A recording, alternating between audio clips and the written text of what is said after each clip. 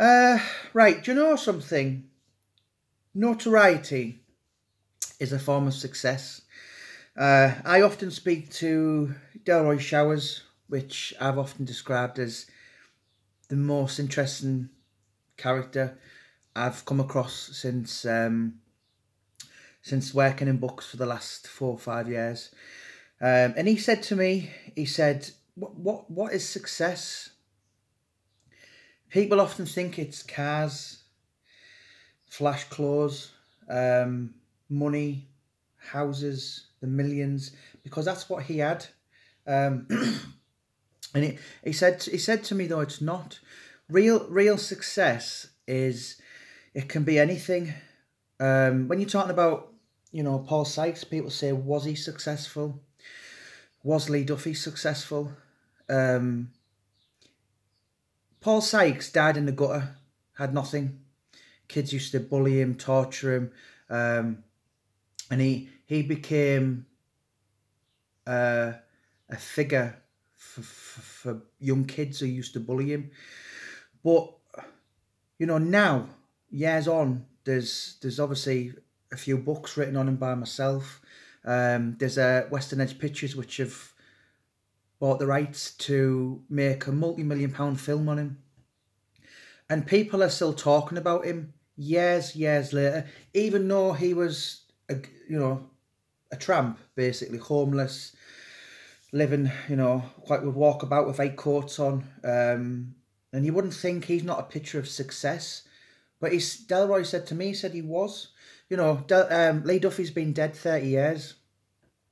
Died with £60 to his name, which he lent off someone a few hours before that. And that's all he had to his name. But 30 years on, he's here. Sorry, we're here. And he's still very much talked about 30 years on. He's been dead longer than he's been alive. And his myth is burning greatly in Teesside folklore. So that's success. It's not all Floyd Mayweather. A lot of people, some people, when you think of Floyd Mayweather, or you look at Chris Eubank in the 90s, or Nassim Ahmed, more often than not, people's attitude would be, I can't stand him, but they don't know him. And what you've got to separate, I think, and this is what I've really become aware of in the last year, because I have a lot of people who hate me, and it's not just for the dodgy haircut I've got. It's, a few weeks back I had one from Wigan, one from Bournemouth, and one from Harrogate. 3 people in the same week, never met me, never even been on my friends list, projecting hate and vile, just stuff from the sewers. Worst things that you could possibly say to someone. And but you know what? It's like Floyd Mayweather, Nassim Ahmed, all these really hugely successful people. Why are they? Do you know what? Jealousy and envy, Pablo Escobar used to say, was the biggest killer known to man. And basically, a lot of people will get that confused. Well, I hate him. Well, actually, do you know what? You don't hate him because you don't know him. People see Floyd Mayweather driving about in his cars, giving money and all that. But what they don't see is that person sacrificing his whole life, giving up. Basically, he can't go out. He didn't have nights out with his mates on drugs. Someone who I know quite well, I've known him for a few years, 10 years now, Josh Warrington, the nicest person you could ever wish to meet. And I think a lot of the people I've met, there's a saying, never meet your heroes, but he's one of the very few that you meet and you think, wow, you're even nicer than what I thought you were when I've got to know you.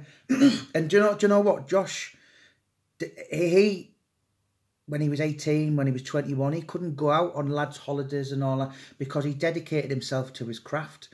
And I've read some nasty stuff with him, and I think, how is that possible? I had a look on YouTube last night, and there was a tribute to Mother Teresa, who sacrificed her whole life in helping other people. And there was a video, I forgot what it's called, something like Mother Teresa, one of life's healers or something like that. And for all the likes and views it had 274 dislikes. It's 274 people for disliking someone who was a saint on earth. So it really defies humanity. And, you know, it's a lot of people, you know, don't be put off. There's a saying, which one of my close friends, George Freer, often says to me, never take advice, never take criticism from someone you wouldn't go to for advice. And, you know, there's people out there saying, oh, well, you know, I read one comment yesterday saying, oh, that Jamie Boyle, can't stand him. Can't spell Bob backwards. And I just sat thinking, and I got to know this person, and I thought, you know, what have you done? How can you judge me? But you know, it's, as I said, anyone's out there, and they're struggling. Just remember, like, a lot of jealousy and envy has to be earned, and I didn't know how to deal with it at certain times before. And obviously, when anyone who watched my videos, I was ravaged with anxiety, and that come from working 7 days a week. And also a lot of negativity towards me. You know, even though I'd be out paying charities, all this kind of stuff, I'd get stuff and I'd take it to heart, and I'd think, and I'd let it affect me mentally and physically. And I watched a lot of positive stuff, Russell Brand, you know, it's been more spiritual, meditation, all this kind of stuff. But, you know, as an amazing tool as the internet is in the 21st century, where it can take you to places you will never ever dream of going, and you can have the world at your fingertips. Some people are only more interested in going on Facebook, making fake accounts on YouTube, and just projecting the worst kind of stuff possible. I've been talking to one of my absolute heroes, really, quite recently, Alan Thompson. Obviously, I'm a huge Celtic fan. Scottish parents. I used to live in Scotland when I was young, so I've always been, you know. And I've been talking to him, and he said, you know something? He said, I used to get feces sent to me in the post, like toilet roll, stuff like that. And he said, you know what? Like, obviously, his best mate was Neil Lennon. And it's well documented that he used to get bullets in the post because of his religion, sectarianism. You know, Catholic, playing for a predominantly Protestant country in Northern Ireland. And Tomo, I was going to call him Alan there, but he always says call me Tomo. But he said to me, he said, you know something? I would have rather got a bullet in the post than dog shit or someone's crap or something. And that's a sad factor we live in. You know, it's the 21st century, and it's a really terrible world sometimes if you let it get to you. And I'm learning now. I've just got to the, you know, and someone said something, you know, nobody hates the loser. Do you know what I mean? It's like nobody, you know, Frank Bruno won the world title 4th attempt. Tim Witherspoon, James Bone Crusher Smith, Mike Tyson, 4. And he was one of the most loved, but he was kind of, you know, nobody, when he was losing them world titles, he was coming home and they were saying, Frank, you're a national treasure.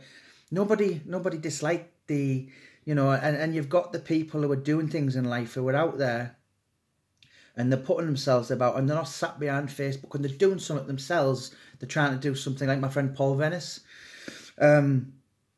He's going to be making a gym for the U4T side this year, which is amazing. For the life Paul Venice had when he was addicted to drugs, when he was homeless, he was in prison. He was anything antisocial, or he shouldn't have done it. Paul Venice was involved, and he found God, went into prison, turned his life around with the help of Shane Taylor, and he become not only a North East, a British, a European, but a world champion. And he's a hero to many, because I help him with some of his social media pages, and although I don't answer his messages, I do see some of them, and some people are like, you know what, you're an inspiration, and that guy is a real inspiration. But you know what, he gets negative stuff. So if he can get negative come feedback for going out helping people, going to prisons, which he's going to be doing, colleges, schools, trying to make a difference to the world. What hope is someone like me with a dodgy haircut got? Do you know what I mean? I'm going to be eaten by trolls, and rightly so. My wife cut my hair the other day, seen the state of it. But you know what? You just got to laugh it off, and it's life, and anything in life worth doing doesn't come easy.